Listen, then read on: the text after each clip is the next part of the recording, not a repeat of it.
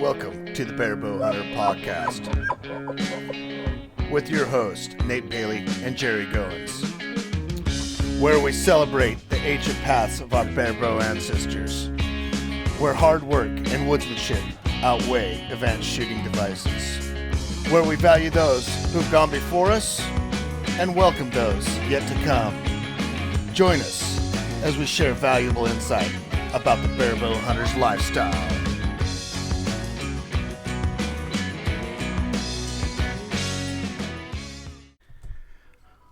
All right, here's another edition of the Barebow Hunter Podcast. We've been away from here for a while because we've been slinging arrows. Today we have with us Jerry. Hey, he's the co-host that's never here because sometimes I don't get him here. Sometimes we're who knows what we're doing. But Jerry, sometimes schedules don't match, or Jerry just doesn't want to come on. Sometimes he tells me, "Nope, I'm not talking today." No, that never happens. Yeah, you grumpy old man. Get off my lawn kind of thing. If anybody ever knows Jerry, there's no time that he's not talking. Except when you are. Exactly. So we're like two peas in a pod. So anyhow, we thought we'd come on here and continue on with the podcast. I got some other guests lined out. I'll let Jerry know. He doesn't even know yet, but I'm going to let him know after we get off of here. But we're going to continue on with the podcast.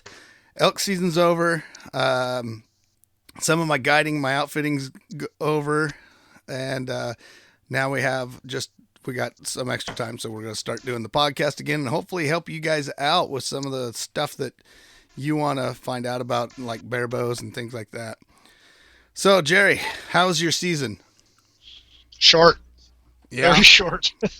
We had, as everyone knows, the fires out here, and I lasted 3 days on my hunt, which is it was a special commemorative hunt that I will get into at a future date, as far as either an article or a video or both or something. But it was extremely hot and dusty. They had logged the unit. That was really important to me. And I tried to camp there, but there was no shade, and it was 90, and the shade of my car. That's where I sat during the middle of the day when the animals were bedded down. So I came home, was going to hunt the last week of the season, but the fires over here in western Oregon, the smoke made its way to eastern, and bad smoke. And I'd had enough of it here, so I'm just waiting for the late deer hunt now. Yeah, and same thing happened to us. We ended up hunting Memorial Day. We ended up getting two on, was it Memorial? No. Not Memorial Day. Labor Day. No game wardens listening, yeah. No, Labor Day. We ended up getting two on Labor Day weekend. Came back here Monday. A fire broke out at my parents' house, so I went over there and I was putting line in all day over there, and then all of a sudden I get a text telling me that a fire broke out, basically by the Rafter K, and so I started coming back over here because I was thinking, well, that's not very far from our house here in Butte Falls, and so I got back here, and by the time I got back here, I ran up to the look it over up on the ridge, and it was headed this way, and we got put on evacuation notice, and so we were on level 3 for a long time during that season. So I stayed up here and made sure that the house, I had generators running, we lost power, all that, and so I got in a couple days at the end there, and we got in a couple more bulls. So we the level 3 was within a half mile of our house as crow flies. So that was another thing. It's like, well, do we really want to go anywhere? Right. Yeah. What if I have to leave, and yeah. And that was kind of the same here. And our level, we were put under level 3 and they evacuated us. I stayed up here just to help out with the town and things like that. And, the fire did get within about a half a mile, and it would have had to burn downhill against the wind through a previous burn. Oh, right. And cross the creek. Yeah, yep, yeah. Well, no, it would have got across the creek, but so I wasn't too concerned about it at the time. So finally, once they relieved that a little bit, and I felt like I could get, Misty and Chase back up here, then I decided to take some time and go hunting, and we just hunted here in the Cascades and ended up with 2 in the Cascades. So it was a pretty good year for us. Yeah, it was. I had bulls bugling most of the night before opening day, within 200 or 300 yards of my camp, and I was really hoping to get back. I did have 2 friends. The smoke cleared, I guess, the last 3 days of the season, and 2 of my friends over there killed nice bulls where I was. Oh, right on. Yeah, so I was hoping, but it's what we say, the hunt. What I was doing at the hunt was more important than killing something. Right. So yeah, it's kind of weird because we filmed all of our hunts. From Gage was the first one to get a bull, to my brother-in-law Kevin, and you guys might have seen that. If anybody on here watches our YouTube channel, you'll see our first hunt with Kevin. That was the first elk that he's ever seen in the wild. He never heard of elk bugle in the wild before this year, and then he finally ends up connecting with one towards the end of the season, and it's a humdinger. That whole hunt's a humdinger. But at the same time, I have all this footage that I'd videoed, and it's the best footage I've ever videoed of an elk hunt by far. Other than that time that we were hunting together, that was a pretty cool footage when you got close to that bull that was in the trees. Yeah. Oh yeah. That's pretty sweet footage too. Almost gave away the location. You mean up at there at the yeah? Oh yeah, you can give away a location. It doesn't matter. You won't get that tag for another 20 years anyhow. But Oh, I don't know. Yeah, no, that's a whole nother podcast. I could talk about bow hunting in Oregon for. They're gonna run it anyhow. Back on. Yeah. Yeah. Well, and it's and I don't completely blame them in some ways. Okay, we got off on that tangent. We're gonna run with it. Might as well finish going down that rabbit. Okay, so here's the deal. I hunt ochocos. I've been hunting ochocos since I was a little kid. My grandfather started hunting it in the 40s. So ochoco is something that's in my blood. And if you guys want to go hunt ochoco and you hunt the area that I hunt, more power to you. You can go in there. There only a few people have gone down in there. I've only seen a couple people down in there. But so anyhow, for good reason. Yeah, it's pretty tough down there. But there's a lot of elk too. But the thing is that tag now. When I first started bow hunting it back in '90s, you could go in there on a general tag. Okay, you just go buy a tag over the counter and you go hunt. Okay. You could actually do that when I started rifle hunting over there. You could buy a general tag rifle hunting. Which, there weren't that many elk over there then. There's a lot more elk there now than there were before.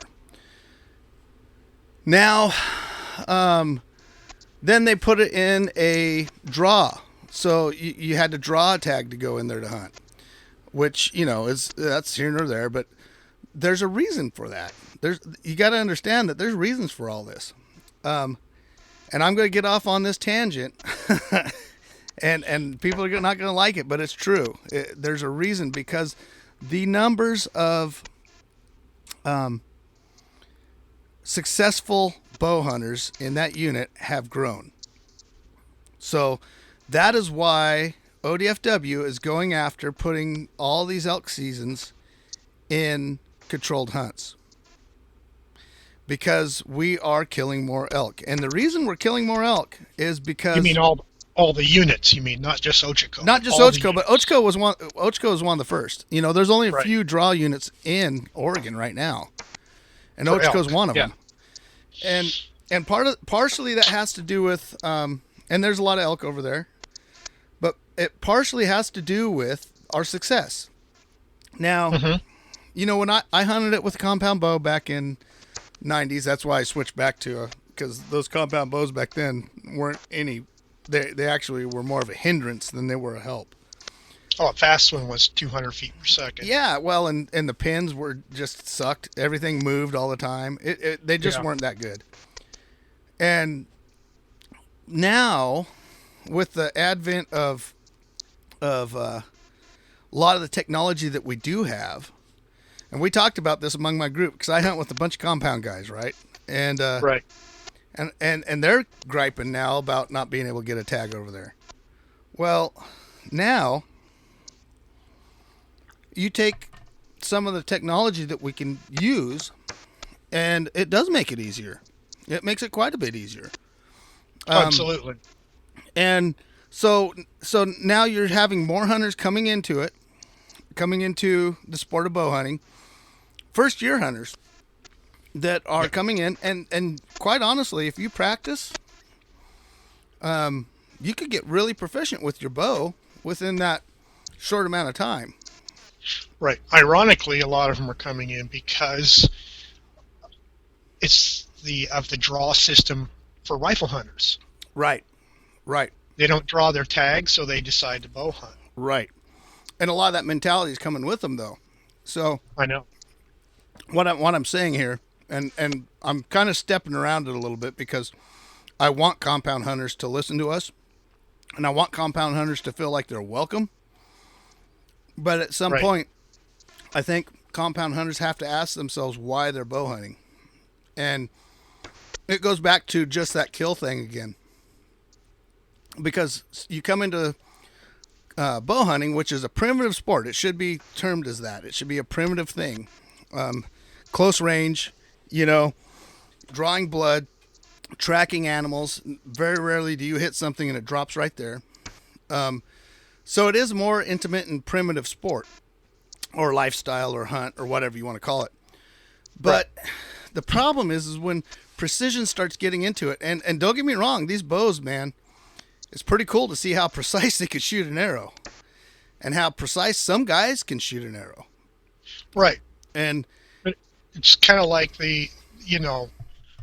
on the rifle side of things. Now it's starting to be a big deal that, well, I killed my deer at 800 yards right, because of the precision that's available. right. And at some point, you have to say, is that hunting? Well, and I don't want to take that away from them either. I think killing an animal is killing an animal, but at some point, if that's the way they want to do it, that's fine.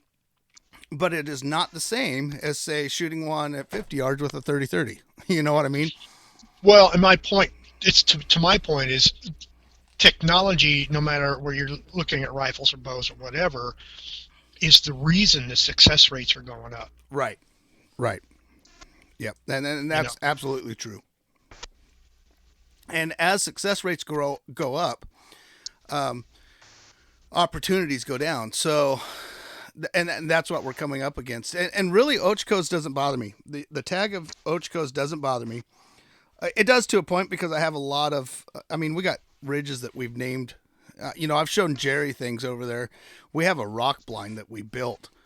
Yep. That we put a rock on every time we go by it, and those things are really important to me. But what's really going to start hurting is when they make everything a draw, especially the Cascade units, because Cascade units are divided by the Pacific Crest, and so I would have to decide which side of that trail I'm going to draw for, and that's the same elk. Those elk cross that trail consistently, So, man, it's just one of those things where it's taking opportunities away. Well, yeah, because if you don't, because if they, let's say they made it statewide, all the units, if you don't draw the unit you want to hunt, you don't hunt. You don't get a tag, period. Right. And I can see it kind of sliding down that way eventually.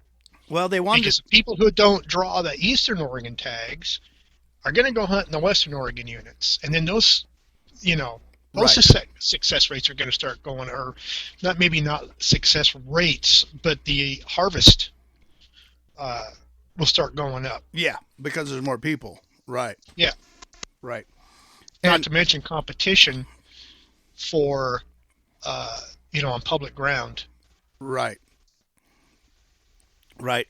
So, back to the technology of the bows. I came up with, and I told this to the boys, and they would have to agree with me. I mean, at first they didn't want to, because, well, I mean, you start thinking about it. You know, they they didn't want to think that direction, but like I told them, I said, one thing that would stop all of that is if you just took away rangefinders. If Yeah. Because here's the thing, a compound bow out to 40 yards is going to shoot pretty flat. Right. So what's your rangefinder really there for? It's out past 40 yards. Well, that I know consistently of elk being shot past that 40-yard range during bow season. I hear it all the time. Matter of fact, I know of a guy last year in Ochco who lost an elk that he shot at 90 yards. And so that's part of the problem that's going on too, is you get rifle hunters going out there after we get out there, rifle deer hunters, who are probably rifle elk hunters too, and they see these elk with arrows in them. And so they're not going to help us with trying to keep our seasons any longer. So No. I don't want to sound like that guy, right? But at the same time, and I had compound guys say, "Well, you just don't want to lose your opportunities." And I said, "That's exactly right. Yeah. That's exactly right. These were hard-fought opportunities to be able to bow hunt in the state of Oregon, and they were fought by guys that kept the sport really primitive and short range. And I don't care if you shoot a compound. I just don't want to see it going to where people are consistently killing elk at 68, 70, 80 yards with a bow. It's just not. It's not really fair for the elk. If you can't get within 80 yards of an elk during bow season, you're really not trying." Right. So, I don't know. That's just the tangent that I went on, and it goes back to what our original topic was: is the kill. Yeah. Kill at all cost. Right. That's the, that's the goal when you're going hunting. You want to kill something. Of course, you want the meat. You want. That's the ultimate goal of what you're doing out there, but it's not. That is not the sum of all of what hunting is. No. And no, it's not. And I think social media and things like that play big into this. And I know it has me. I know it's affected me.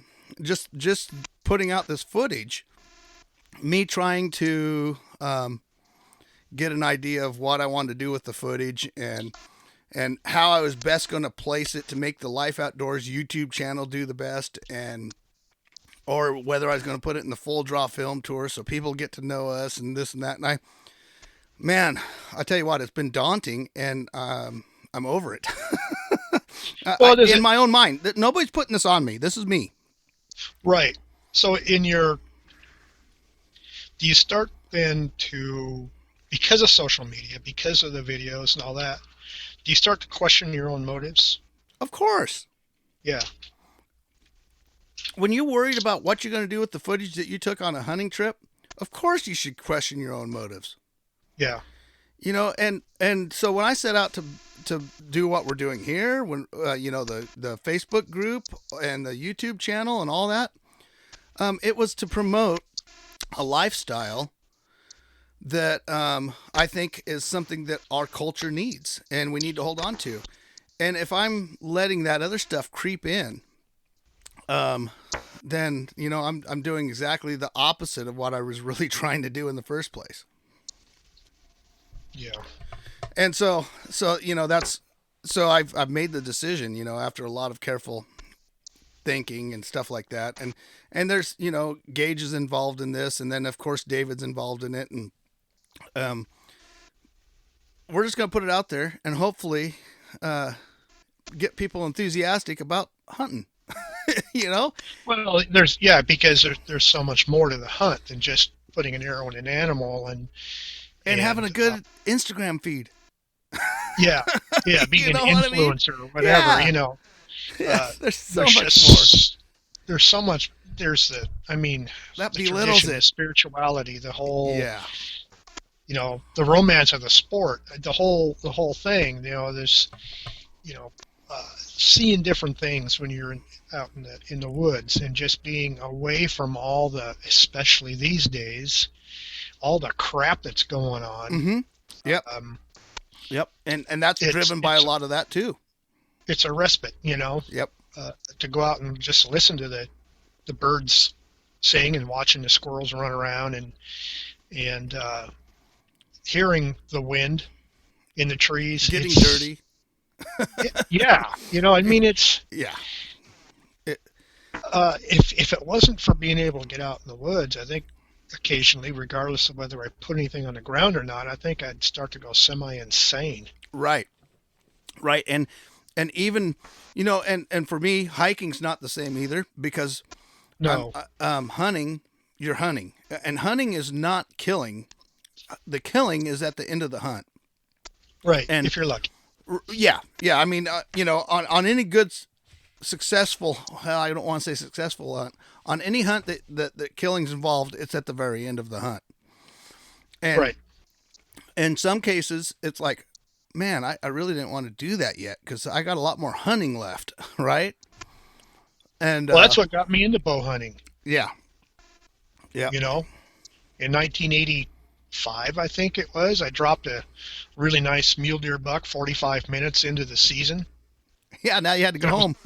I was done, Yeah. and that didn't sit well with me. Well, I'll tell you what got me into bow hunting was bugling bulls in my face. That's really what got me into it. But Yeah. and it's gone different places from there. But the thing is there's so much to be a part of. You know, humans have been doing this for thousands of years. There's so much more to be a part of, and you are, if you're hunting, you are nature. You're not like entering nature. That's what people always like to say, but that's not true. You are nature. Humans belong in nature just as much as any wolf does, you know. And so the hunt itself, the hunt in itself, the hurt, the ups and downs, the grime, the grit, the blown stalks, the wind that shifts, the mistakes you make, that is way more important than any of the other stuff. Really, really, it is. Yeah. That's where you really learn who you are as a human, as a hunter. And so I don't want to degrade that by trying to fill up an Instagram feed. You know what I mean? Well, that's what gets back to the social media then and this is, I guess, human nature is people want to pose with a dead animal. Yep. And my feed is exploding right now, which is frustrating because I can't get it in the woods right now, nothing open, but with dead animals. Right. And Yep. I'd rather see, and I enjoy the short videos that guys put on there where they're just videoing a couple, Bugles. like, well, Dave Belowski just did one of a couple bucks fighting with inside of his Oh, that's stand, awesome. Yeah. and not a lot of people get to see that, and that's part of the whole thing. When I was in Kansas 3 years ago, I was sitting in a stand, and the cool thing there was literally talking back and forth to an owl that was a few trees away. Having a small hawk glide over the top of my head to go down and try to nab this pack rat that had been shoved out of his home by a small possum. All this stuff you're just watching. And, I mean, those are some of my favorite memories of the hunt, really. Right. Right. Yeah. Even though I killed one, even though I killed a deer, those were more of the memories. Well, that and the time with the people. Um, Right. uh, that was out there with Steve Hosman, and we had a wonderful time. Planning on going back next year, but uh, even Right. if I hadn't killed anything, the experiences I had there was things that I really haven't experienced out here. Right. And even then, even some of even a kill, the experience of killing an animal is in and of itself part of the hunt too. And I do, Yes, and of course, I do like seeing animals on Facebook and Instagram too. But it's not the hero type idea about it, right? right. And trying to, I mean, I think this is a nice knife's edge that we walk as hunters, right? We are either on one side or the other of that, and the reality is up on top of this knife edge, and so I think we always have to call ourselves back if we're on one side or the other. We're like, oh, the hunt's just about being in the woods and soaking up the sun. Well, yeah, it is, but also it's about killing animals. Or if Right. the hunt's just about getting a good picture of a dead animal. Well, yeah, it's that, but you know what I mean? Oh, yeah, I do. And I don't want to downgrade anybody that's putting dead animals on Instagram. I No, no, like to no. look That's at not them. my point. Right. Oh, I know. That's I not know my it wasn't. point. I just wanted to make sure that we talked about that because, but it can be. That can be our point, and that can be the only reason we do things, and that motive is what we really need to go after. Yeah, 'cause if it was just a dead animal on the ground, I'd lead a pretty disappointing life. Well, sometimes So some people will say, well, that's what guys say when they don't kill anything. Um, but uh, yeah, it's kind of hard to make our point here without not making our point. right. The last thing I want to do is call somebody out because you don't know their motives. It's all about personal Right, motives. right. So basically, what I'm doing is calling myself out. Right. Yeah, we're getting back to the social media Yep. uh, motive. Right. Right. Yep. What are we doing that for?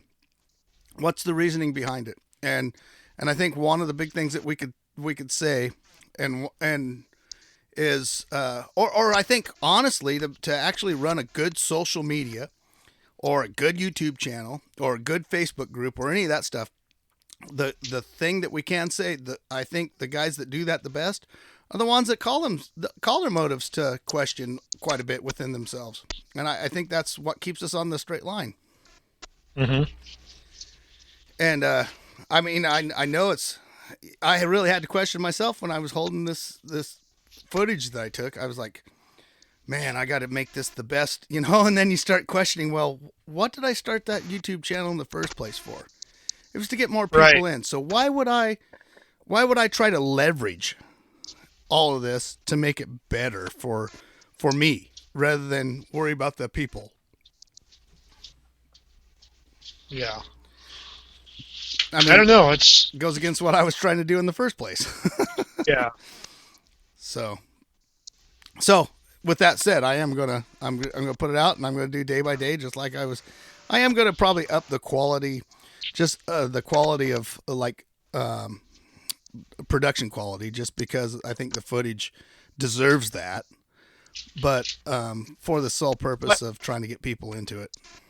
when that comes with the more you do, the better you get at it, and honing your craft, I guess you could call it. Um, you start filming first, and then you start getting all the footage, and you're excited to get the footage out, and then comes I could do something better with this footage. Yeah, that's just a natural part of the process. Right. And I think it's a respect for what the footage entails too. I mean, Yeah. it's a respect for the land and the animal as well. You want to do your best for them. Right.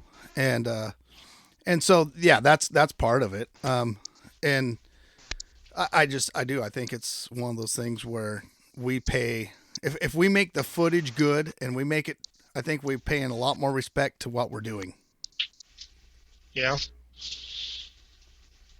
Because I haven't done a lot of it, so but I can get your point. Right. It's like taking a picture of say you got a bull elk out in the middle of a field and you want to take a picture of him and you underexpose the living tar out of it and it's out of focus completely. You can't kind of feel like you have lessened that moment by not doing your part. Yeah, I could be better for sure. Yeah. So that's kind of what was on my mind about a lot of the footage that I'm putting out. And it's kind of strange. It's a strange, back in the day, shoot, nobody filmed what they were doing. You know what I mean? Yeah, they didn't really have the equipment readily available to do it justice like we do today. Right, right. But every time I think, well, maybe I should just quit filming, quit doing this, and then I start looking at what people like Fred Bear did. Mm-hmm. Fred Bear's probably invigorated more people to pick up the bow because of what he put out there, or even traditional Bowhunter magazine. Just I don't know where I'd be in my walk in traditional archery if it wasn't for traditional Bowhunter magazine. Being able to get that every 2 months and picking through it. I mean, that kept me going. So I Right. hope. Well, we didn't have much else, Right, you know. right. I don't But know. I hope. But it's the thought behind it, and that kept us going forward. And I was hoping that that's what this channel or this podcast, the channel, and all those things would do, and that's what I was after. And so when you start holding back and going, well, how can we pivot this and how can we do that? Then you're like, that's going against everything that I was starting this stuff for. Mm-hmm. So anyhow, that's me getting that off my chest. But Yeah, frankly, filming I think makes it a lot harder to hunt. oh boy, yeah, Um, especially you got to have it's as I learned this season, it's extremely hard to self hunt or self film oh by yeah, yourself. yeah, But if you have someone else filming, then you've got another person, more movement, more noise, more scent. yeah, yeah, It just makes it really hard, or just in the Ochicos here a couple of years ago, you and I, when you had that bull so mad that he couldn't stand it. He was glunking at us and all that, and trying to get him across that little opening. The battery dies in the camera. yeah, yeah. So everything stops right then and there. Replace the battery and then continue on. Yeah, not like you can restage it. Right. So Right.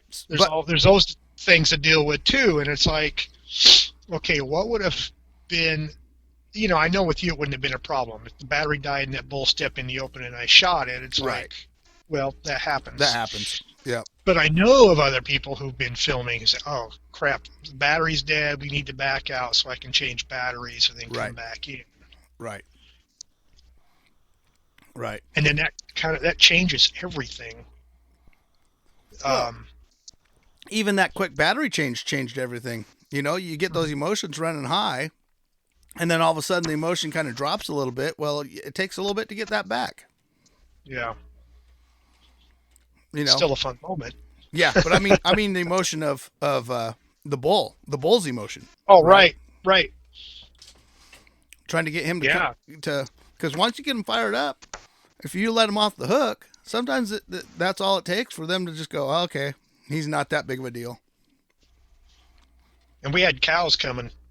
Yeah, you were calling his cows away, and I think that's Yeah. what was firing him up. Well, quite honestly, so the last bull this year, the big one, Yeah. Kevin missed a bull about 3 hours before that. Sorry, Kevin, if you're listening to this, but Hey, misses happen, oh yeah. He hit a limb. It was a clean miss, thank goodness. That's the big thing that we were worried about. We found his arrow down. You'll see it in the video, but we followed the big bull, the one that he finally did get. We followed that thing from 9:30 to 1:30. bugling the whole time, fighting with him the whole time. And what finally, he took us down to a place where he knew the wind was going to swirl, and he knew it was going to get in his advantage because I'd been dogging him all that time and keeping out of his wind, and we blew some others out. You know, some of the herd caught our wind, but I wasn't really concerned about them. That played to our advantage, right? I mean, they were thinking, he was probably thinking that we were cutting cows, and so it helped us out. But getting down, once he got us into that spot, and then we circled and got between him and his cows, that's all. That's what did it. That's when he decided enough was enough and came in. And I tell you what, that's that is the best thing when you get cows answering your bugles. You know you're doing something.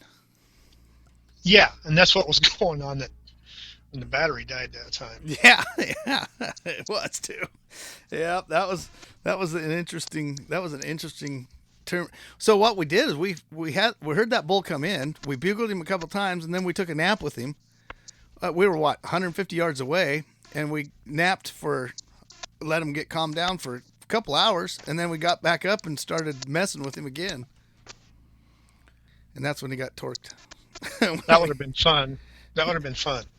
Oh yeah, yeah, yeah. See, that's all the stuff that you're going to remember. Right. That's all part of that hunt, part of the experience. Yeah. That you wouldn't have sitting at home channel surfing or being on Facebook or if you saw him coming whatever. in at 80 yards and shot him. Yeah. You know, yeah. I don't want to downplay, you know, the guys that are getting into it and shooting bulls and killing them. I don't want to but what I am saying is man, being able to and we were within 30 yards of that bull. I mean, if he would have shown himself, you could probably killed him. Oh, the one that we were on? Yeah. Yeah, definitely. And you're right.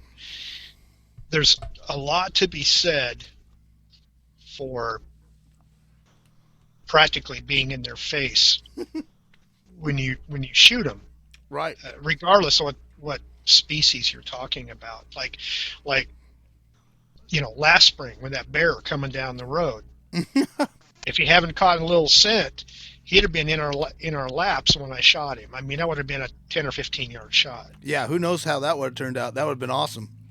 That could have been exciting. Right. So if to shoot him when he was 60, 70 yards away down the road wouldn't have been near as much fun or satisfying as having him in our lap.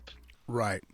And I think guys that haven't experienced that yet, and I'm pretty sure Aaron has alluded to this when he made his switch to traditional. He started killing animals at spitting distance. Yeah.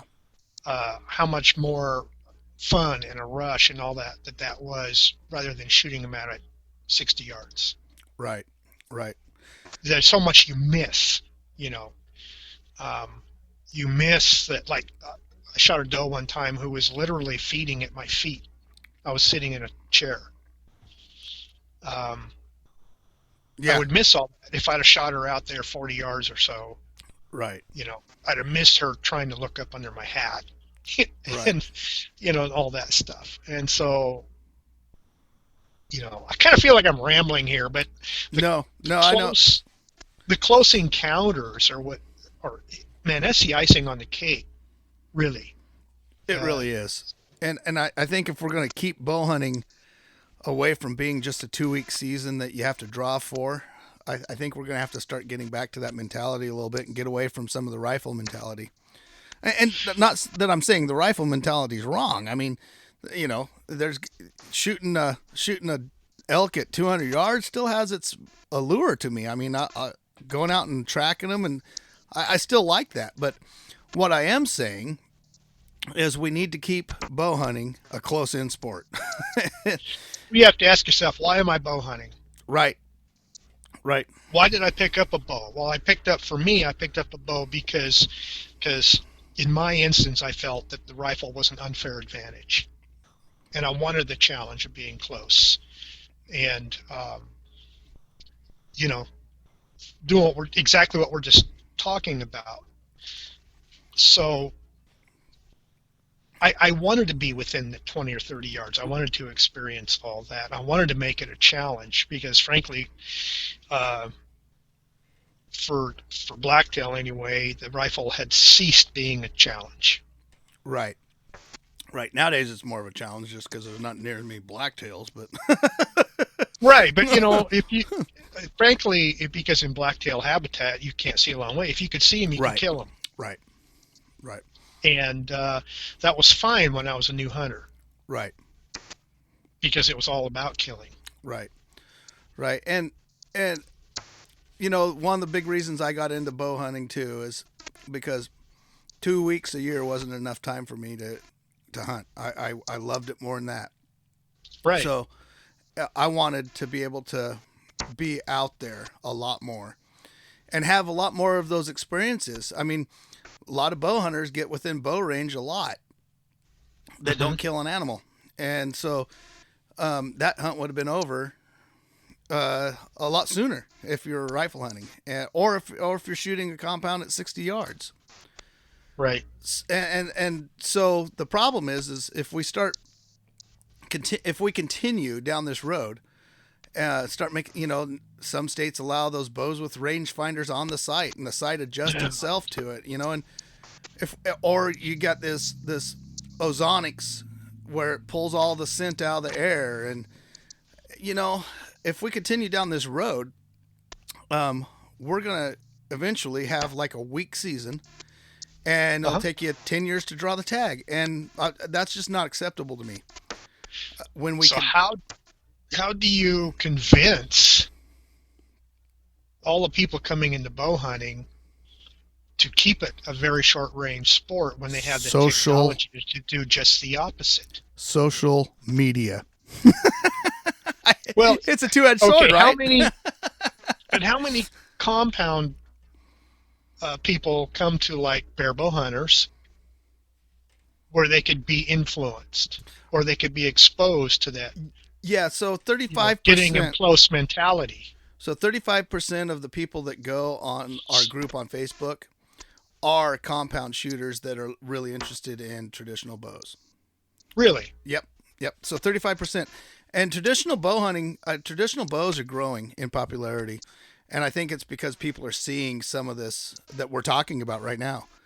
Um, uh, and don't get me wrong, I don't want to be that guy, right? I don't want to be the old curmudgeon that's saying, compound bows are training wheels, and I'm not No, that, no, no, not no. that at all. The old crusties. Yeah, my son hunts with a compound bow. All the guys that I hunted with this year hunt with compound bows. Every shot that was shot this year was shot under 30 yards. You know, the reason they shot the compound bows is because that's their entry into it. Who knows? Gage keeps saying that he wants to shoot trad, and he's going to. I told him get a couple kills under your belt first, because the compound it's a stable platform, a lot more stable than the trad bow. So, I but hunted for a season with one when I had an injured elbow because I could shoot a compound, but not traditional. There's too much jar, right, uh, right, and it hurt too bad. Uh, and if my body continues on its current path, I can see that I'll be back to it right, again right. someday. But it won't change my outlook On hunting, as to it being a close range, right, sport. right. And I'm around a lot of compound guys. I'm around a ton of them, and they have that same. A lot of them, most all of them have that same mentality of this is a close range sport, and that's what we're really here for. That's good. Yep, yep. But But I'm sitting in my shop right now looking around at bows on the wall and arrows and all that stuff. I just have a hard time envisioning one hanging in here with the rest of them. yeah, yep, yep.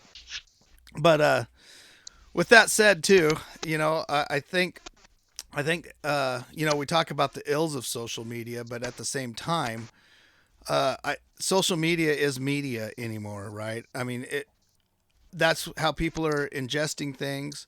And so that's what comes back to this whole conundrum that I was going through. Um, Right. I'm here to represent that. And if that means doing it with a muzzleloader, that means doing it with a muzzleloader. If that means doing it with a rifle, that means. But coming back to bringing the hunt out of things, you know what I mean? Yeah. And that needs to be First and foremost. and obvious in the message of the video. Exactly. Yep. Yep. And and so the video has to be centered around the message, not so much a kill. Exactly, which is a good thing for the video that I'm doing. Uh, but at the same time, though, um, I'm I'm just we need to get this out there. We need people that have been around it for quite a while to start putting some stuff out because just imagine what Don could put out on video or TJ could put out on video or Right. I talked to Brian. I was like, man, you need to film those moose hunts. And he's like, yeah, I'm not going to do that. And I'm like, oh, just think of the richness that would bring to people coming into the sport. Right. Yeah. And I know why they don't want to, cause the media that's out there. I mean, no, there's some really good media that's out there. Don't get me wrong. Right. The Born and Raised of the world and the Donnie Vincents of the world and those guys are putting out some great stuff. But just go on YouTube and start typing in. You'll see some stuff. You're like, ah, man. Yeah. So Yeah. There's some bad stuff out there. yeah, and so I think that's what they equate with it, and especially when they were influenced as young hunters coming up into it, the videos that were out then were horrible. So that's what they look at. That's kind of their worldview on what this media is about. And I know like traditional bow hunters doing a lot of good media. They're starting to really pump some good stuff out. And I think they're going to even do more. And I'm hoping that they're going to do some video and stuff. But we need more Well, of I that. Is know what I'm saying. We need more. We need the old guys that have been around this to put without more stuff giving out. out more information than I'm supposed to. I'm pretty sure that TJ's been in communication with somebody. So, Right on. uh, and that's as far as I'm going to take it. But there's another aspect for those of us. I mean, TJ is he's going to be 64 next month. I'm going to be 66 in a week, which is kind of freaking me out. And Don is in his 70s, and some of this older Right. generation, I think that the video, and this is a general. I'm not speaking for anybody. This is Yeah, just a right. general statement. That the whole video and the hunt thing is kind of off-putting and takes away from Yeah. the essence of the hunt. That's number one. Number two Right. is those of us in this age group aren't exactly technologically savvy. I mean, I can run a camera. Right. Right. I can run a video, but it's the back end of all that. Right. You know. Yeah, but there's people out here that can help. So yeah, I may be getting a hold of you for that. So it's intimidating to have to learn all that, Sure. the video processing, Sure. and all that, and so there's that too. Is that it's a generational thing. Right. Right. We weren't raised with it. We weren't. Oh, I know. I think that's you a big know. part of it. Yeah. And Is it different from in photography? It's totally different. You just kind of keep up with the technology as it evolves, right. but you have something to build on rather than just jumping into video and going, okay, my camera takes video. I just Right. took some video. Now what the hell do I do with it? Right. Right. No, I get it. I get it completely. I'm kind of shotgunning and generalizing here. I mean, I think we are. Yeah, and there's some guys that have done, that promote this. Like, I mean, just take traditional bow hunter. That's the reason I read it. I read traditional bow hunter before I was ever a traditional bow hunter, and it was because um, it was about the hunt. Regardless, if it was just with a traditional bow, it was about the hunt. All those stories in there are about people that are just plain hunting. Right. And they talk about being in a wall tent up in the cold, eating good food. Just like that PBS blacktail hunt we had down here. It's more than just that. So I just Right, it's the camaraderie of the hunt. Oh yeah, I wish we could. I mean, what? Just think if we could follow Jim around with a camera for a while. With his pack strings, or Buck. Just think if we could follow Buck around with a camera for a while. That's what we need. We need more of that in the hunting world. So you got another group to convince. I know. That needs to happen. I know. Yeah, but we need to convince them. They got so much to share, so much good stuff that the hunting world needs to see. We got a lot of guys that have been hunting for about 5-6 years that need to see some of this, see where it goes, and what life is really about in this hunting community. I'll tell you what, I was brought in with open arms to a lot of these mentor type people, and it's really rich. It's something that I think every hunter should feel as being a part of that. And I think we'd have a lot less of our infighting type stuff that you see sometimes on social media as well. That, I'm glad you brought that up, because the infighting is just ridiculous. Let's say, I saw a post just today on Facebook. You shoot this buck or let it go another year. Oh, no, don't do that. And that was the bow hunting post. Yeah, it's like, yeah. And I'm looking at that buck going, I can already see it on my wall. Yeah. You got people saying, I'd let it grow. But right. I remember back, and so that's part of the social media thing is the keyboard warriors. Right. It's safe to say anything when you're not within arm's reach. I used to think traditional bow hunters were about the most opinionated people in the world until I jumped on some other other stuff. Yeah. Some of the fly fishing sites. Boy. I just left them. Yeah, those stinking nymphers. Don't come out. Yeah. Why are you nymphing around swingers? some of the muzzle loading. Oh yeah. That could get pretty tough too. And it's like, you guys are taking the enjoyment out of this thing for other people. Yeah. People who are enjoying it and are getting into it, maybe they're even new, by putting them down for this or that, or, you let them walk another year. I remember seeing articles from the 50s and 60s that if somebody killed any deer with a bow, it was front page news. Right. Yep. And we've kind of, and I don't know if social media is to blame for this or not, but kind of gone to the other extreme, to where it has to be big and it has to be at least 3 years old and this and that, and right. And I'm enjoying the crap out of Shad Venatti's post, where he's a spike freak. He loves freaky spikes, Right. And I'm saying, this guy, he knows. It's meat in the freezer, regardless of the size of the antlers, or if it even has antlers. Right. And I just thought that was really cool. Right.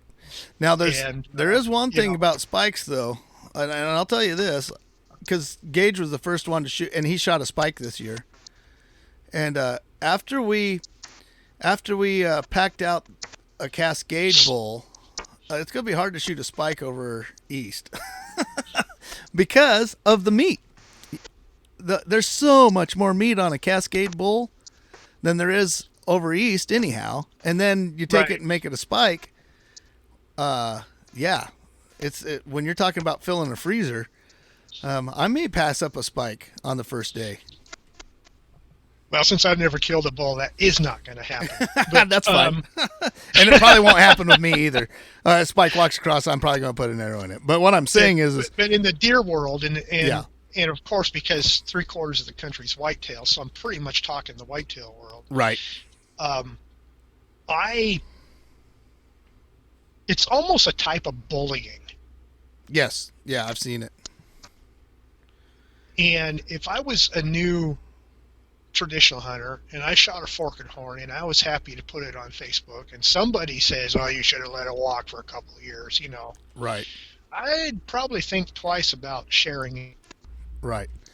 Well, and that's somebody that says, I want to let it walk a couple of years, probably has 10 forked horns under the belt. The people tend to forget where they came from. I've got at least 10 forked horns under my belt, Yep. and if one comes by, I'll have I'm 11. sending an arrow down range. I hear you. I like having that meat in the freezer. Yep. Not that I'm against shooting a big buck, because frankly, I'd love to have a big buck Sure. walk by. But I have a hard time watching that, especially blacktails, where you may only see 2 or 3 bucks a year. Yeah, sometimes it can be horrible. It's a far now that I've tasted the whitetail thing back in Kansas, where I saw 90 some deer a day on some days. I still didn't pass him up. Right. I shot an average 7-point after I'd been watching 10 and 12 pointers chasing does all over this field. It's like he gave me the opportunity. Right. And 9 yards away, and I'm only basically I have a week to hunt. No, but I Yeah. Yeah. No, and then so that last bull we killed this year, he was an old bull. I bet you who knows how old. One of the guys that saw that bull when we packed him out, that's killed a lot of Cascade bulls, was thinking he was around 10 years old. And the difference between that bull and like the 3-year-old was a big difference too. But also I kind of have a feeling that it's going to be a little bit stronger meat and a little bit. So I'm going to be shooting myself those little raghorn 5s and 4s. I think that's the perfect bull. Yeah, would you rather have 200 pounds of really good tasting meat or 400 pounds of mediocre, stringy, tough, mediocre meat that eventually you look at and say, I really don't want to cook that? Yeah, yeah. And I don't know. I don't know that. I haven't eaten any of that bull, but I'll tell you this. One of his hams was like the ham and a front quarter of my bull that was over east, that 3.5-year-old over east. Yeah. That's how big it was. It was just phenomenally huge. And you lost some of that meat in the fire, didn't you? Yeah, I did. Yeah. Yep. I moved that meat about 5 different times trying to keep it cool. And finally we just lost power altogether, and that was it. We were able to keep a lot of Gage's meat because it was on top of my meat, the way that worked out. But yeah, so I lost some meat, and it was because of that fire. I mean, literally in the fire, didn't you? Didn't the place burn you had it stored at? Yeah, so what happened is we took it down to a person had a cooler. We're going to hang it there, and then, because you want it to hang for a bit. And yeah. So there's the next day or day after that, they lost power down there because of the fire. Thank goodness they didn't lose their house. They lost the barn, but so they lost power, and they were fighting the fire, and I didn't want to go and say, hey, I need to. Can I? Oh well, first of all, what first happened is I tried to get the meat into butchers here in the Rogue Valley, and nobody was taking any meat. That with COVID and everything, everybody's butchering cattle, and nobody's selling to the market, so they were just plumb full. They couldn't take any more. So then I took it to the cooler here, and then I was going to cut it myself. Well, that didn't work out. And then I had an old fridge that I pulled out of my, and this is, mind you, this is during me evacuating and things like that. And, sure. And so I had a fridge that I pulled out of my house that I put a new one in, and I had it down in the shed. So I went down there and got it out and put it on a generator. and we were being evacuated to level 3 at the time, and I was trying to get Misty and everybody down the hill, my dogs, and What a yeah, nightmare. yeah. So I came back, I put it all in there, hit the generator, and it was working perfectly well when I put it in the shed. So I came back up that evening after I got everybody evacuated out, and it was not working. The whole fridge didn't work. Oh So no. so what we lost, I did keep some of it. I was able to keep some of it, but what we lost was the stuff that was on the bottom, right? Because it was Oh, whole. I thought that the barn from that Yeah, the 100-year farm or whatever had I thought they had a cooler in the barn and they the did. barn burned down. They did. No, they lost power there, so we moved it out of there and then Oh, brought it okay. over to here, and I put it on a generator. Yeah, that's how that worked. So it was already. I mean, it was already not warm. This is 2020, folks. What do you Oh, expect? dude. Yeah, and this is 5 times of moving that meat and trying to find a place to put it. Oh my And gosh. oh yeah, it hurt. It hurt bad. I was really upset because here we are 2020 thinking, man, I could probably really use this meat too. You know what I mean? Sure. So, but we were able to save all gauges. It was on top, and save some of mine that was on top. But the one Okay. thing that really irked me, it was the meat bag that really got it hit hard and it soured. And let me tell you this, Uh, folks, if you're worried about whether your meat's good or not, don't worry. you'll know. You'll know. Yeah, I mean, when meat sours, you know for a fact. It's not rotten, but you sure can smell the souring in it. So don't Yeah. worry if you get something down and you'll have no doubt whether that meat's good or not. Yeah, yeah, that's the first time I've ever had anything sour on me, and it hurt bad. Well, the circumstances were pretty extenuating, I should Yeah, say. yeah, and I tried my guts out, in between trying to move people out of the house, and we Don't didn't worry, you're lose. still going to have it. Thank goodness we didn't lose our freezers, and because we have a lot of meat stored in there, but I had it on the generator as well. I just didn't have any room for the elk in there, so Yeah. yeah. So anyhow, we have I did earn some meat from the other two guys by bugling in their bulls for them and packing them out. So Sure. I got some elk meat still, and then got some from my bull too. So I did lose the backstraps, the whole backstraps off of that bull. Uh, Yeah, it hurt. I did get to eat some of it before we got it, but yeah. Anyhow, it hurts. I look at those antlers. So here's the cool thing about that bull too is when we went down in there, there was a bachelor group, and there were about 9 bulls in that canyon, and that bull's actually barely rubbed off. His antlers are so white, and he still got velvet all over him. by Yep. Labor Day. That's wild. Yeah, it was wild. Matter of fact, like right now, I got some guys up that are rifle hunting for deer, and they should be rutting. They should be picking it up, but I still have pictures of deer together, bucks together, and not with those. So it's a strange year. 2020, folks. Yeah. So hopefully we'll get some weather here in another couple weeks so we can Yeah, so we rattle can in get some out bucks. and I have a spot picked out along the creek down here that I don't want to give away too much information because I know my next door neighbor listens to my stuff. And he's a big bow hunter. He'll be on top of that. But yeah, I got a place picked out, some deer working through it. I got cameras on it, and hopefully the big bucks show up following them. There's a lot of does in there, so usually if you find a lot of does this time of year, you're going to be in pretty good shape.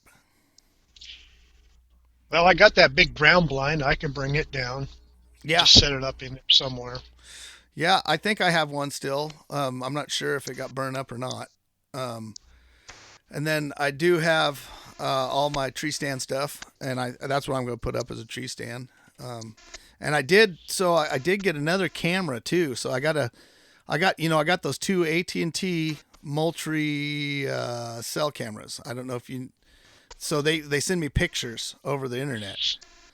Okay. Yeah, see that technology stuff that we were complaining about? Anyhow, I was going to say, you yeah. just lost me. This my generation. We're going, what? It's a cellular game camera, so I don't even have to go up and pull Oh, the card. It sends me pictures. That's kind of how I found those elk in the Cascades. Is I had the cameras up there, and I'm like, oh, there's elk up there. Let's go get them. yeah. But I've been running cameras for years. All that does for me is save me gas money. So, but and make me really antsy.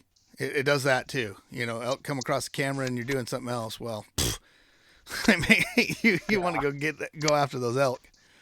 But so I actually got a Verizon one coming because my AT&T don't work around this area. It has to be Verizon. So yeah, I'm going to be able to know what's going on at the moment's notice.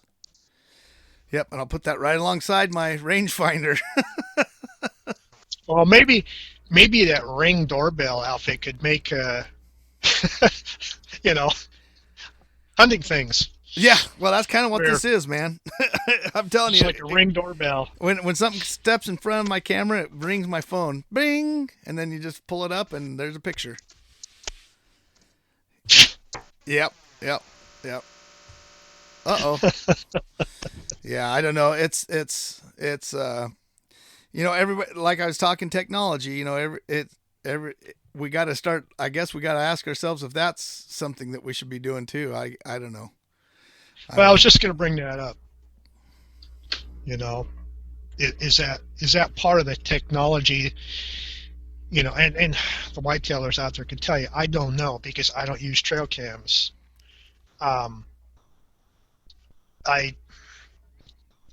This is not arrogance, okay? This is just my generation, I guess. I've just relied on tracks and droppings and rubs and everything else to scout. So I don't know if that technology is a detriment or not. Yeah, so I think it has a generational thing because of the way culture has gone. We're so stinking busy. It used to be back in the day we were looking for, say back in the 70s, how many families had both parents working? Hardly any. Very few, right? Yeah. Nowadays, that seems like what's going on, and some parents have 2 jobs, 3 jobs. Mm-hmm. So I think that's part of the reason is because we did spend a whole lot more time as a whole in the woods, right? Picnics were a thing that we did all the time. So you would go out. I mean, no rightful hunter would just go on a picnic. He was scouting, You may never tell your wife that, but you were scouting while you were doing on the picnic. And my wife knew it. We're always checking tracks and looking at this and looking at that. Hey, let's go check that out. We've never been there before. So right. So I think making little X's on maps. Yeah. And so I think that's why trail cameras are a big thing now is because we don't have that as much. Although we need it more, But you're right. You could tell what's going on just by tracks. You don't have to have a game camera out there. One of the things that I won't sit in a tree stand unless I have a game camera underneath it, and it showed me deer every day. Or me, I just can't do it. So that's one advantage that I have is just keeps me in the tree stand.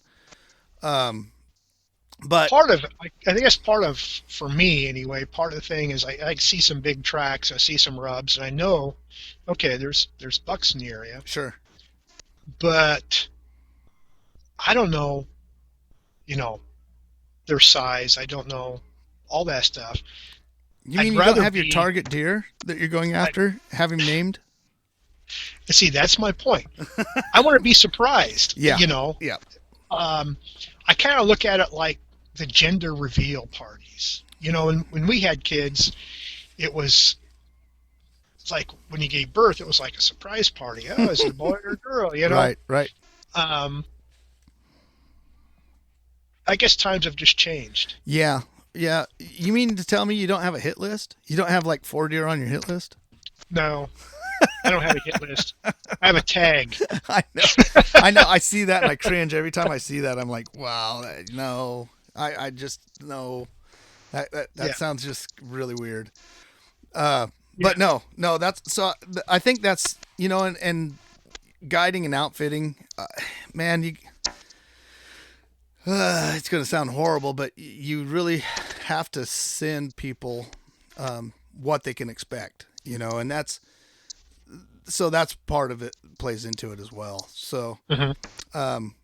I don't know. I like the idea. I like having game cameras. That keeps me actively engaged all year long. It's fun. I'll tell you, it's kind of like putting out a crab pot. You know, you Well, can it is fun. yeah, We had when I was back when I could hunt Boyd's property before he died. He had cameras all over the place, and we'd check the cameras just to see what's going on, And it was, on 35 acres, we 5 different bear and 2 different cougar that you had never known were right, there, right, as well as some bucks. But how blacktails are. They're not like whitetails that right, that are fairly predictable as far as travel patterns and stuff. They just kind of go where they want. right, So it doesn't do, at least on this piece of property, it didn't do a lot of good because the same buck never showed up twice on the same game camera. right, It just gave you an idea of what was passing through. His property was a travel route of what was passing through. right, So it was still, you still had that unknown. Okay, I'm sitting over a trail, but there's some pretty good sign. And if a buck comes by, what's it going to be? right. That's fun as well. It is. It is. That brings the lure to it too. Of being out there. Yeah, Yeah. yeah. So no, I don't, and I'm not putting people down for it, but I don't get the whole hit list thing. Yeah. For me, that doesn't, you know. Right. No, I'm not big on, and I think that's kind of probably people that follow the same buck. Because there's people that do that. They follow the same buck and they try to get him every year, and for 4 years. And I could see, man, that would be a real. How are they going to get him every year? Or I mean, get out. They hunt him every year. Is what I'm saying. Okay. They try to get him every year. They Yeah. and he gets away from them. And I see that, and I could get that. I could see how people could get that way, and I think that's a pretty cool idea.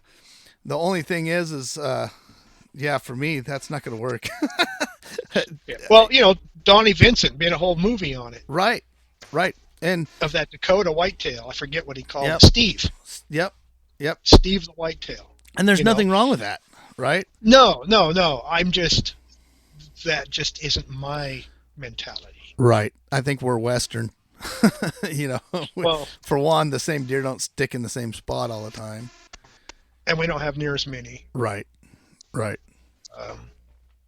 out here, so it's more of a, when you get the opportunity, you take it. yeah, yep, yep. A lot more opportunist and a lot more searching. We don't Right. we don't sneak into the holler and hunt the same 100 acres and hope for Fred to show up today. Mhm. That's not the art what we can do. It just doesn't work out that way. But back east, that's how a lot of it's done. Same with their turkeys, and there's got to be something said about that. That's got to be kind of cool too. To have that kind of I don't know, relationship with a certain animal would be fun too. I could see that being pretty cool. Yeah, yeah. It's just unlikely to happen here. Right. And this is really, for the most part, Oregon's the only place I've hunted. Outside, a couple trips to Ohio and the Kansas trip. That's for deer. That's kind of it. Right. Yeah. No, I hear you. It's pretty cool. Pretty cool differences, and that's and that's part of it too. I think that's another reason that people have their like shooting a spike, right? Well, if you're sitting in a tree stand, you see a spike every day with his mom. That gives you a different idea of what shooting a spike is than if you're shooting a spike elk that you've been 10 miles here. You know what I mean? So people Yeah. they live within their own universe without understanding that there's another universe out there. So, a spike here is different than a spike there. And like a spike mule deer, some of those spike mule deer come across, they're big enough for me. That's bigger than a blacktail back home. I'm going to shoot that sucker here, Yeah. Yeah. And I guess part of my perspective too is like the few times I've gotten to travel out of state, you only got like maybe 7 days to hunt. Right. And so you can't, even if someone there had a trail camera, they go, look at this 10-pointer, he could come through here. The keyword being could. Right. I just paid $400 for a tag. Yeah. I want to take something home to show for it. Yeah. I want to eat. Yeah. Yeah. No, I hear you. Yep. So I guess that's our little rant on technology, and it's funny too because we talk about social media and the ills, and then we just sat here and talked about what we need to put out on social media. So I think it's like anything else. When books came out, I imagine there were a lot of people sitting and talking about how books would have its influence on culture, and I think we're at that point with social media. We need to. I think the healthy thing is to always ask ourselves what we're putting out and why we're putting it out. I don't think it's the social part of it. I think it's the media part, and I think it plays into we have to just kind of go past the views and start thinking about what we're doing and the influence that we're putting out. Right. Instead of just self-glorification. Yeah. And instead of getting that dopamine hit of, wow, look how many people are watching this. Yeah. We need to start putting out what needs to be out there. And hopefully people will watch it because it is a message that needs to be out. I think that's... And if it just influences a few people to look at things maybe just a little bit different and enjoy their hunt more, then it's worth it. Yep, exactly. And then that's really why we're doing what we're doing. And I've come to that conclusion that that's what we're going to do with that Life Outdoors YouTube channels. I can't, that's the way it's going to be. And I just feel like that's the reason we started it, and I want to be true to that, and I don't want to stray away from it. And you get caught up into some of that sometimes and worrying about this and worrying about that. The heck with all that. Yeah. Let's just put out some hunting and promote a lifestyle. In 2020, we need to come back to some of this stuff and realize, it's the people that we hunt with that are more important than the hunts themselves. And in 2020, I think it's a good time to reflect on all that. And I think we, as a hunting community, have a lot to give the culture. Right. Yeah, it's been a interesting year. It sure has. And but at the same time, I think we have stuff that we can help. And I never had any arguments really in hunting camp. We've had discussions, but I can't remember anybody getting so mad that they defriended somebody in elk camp. Right. Name calling or Yep. And any of that. Yep. And and there were a lot of differences of opinions, And so I think in 2020, everybody needs to be around hunters. I really do.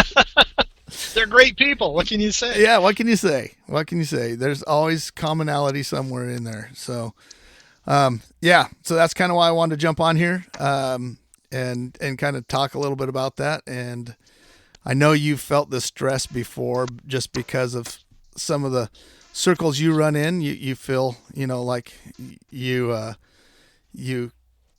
have to be a certain way or have to do a certain thing. And I know that these kind of things is stuff. This is the kind of thing that we need to look at during 2020 is we need to come back and go, why are we doing what we're doing?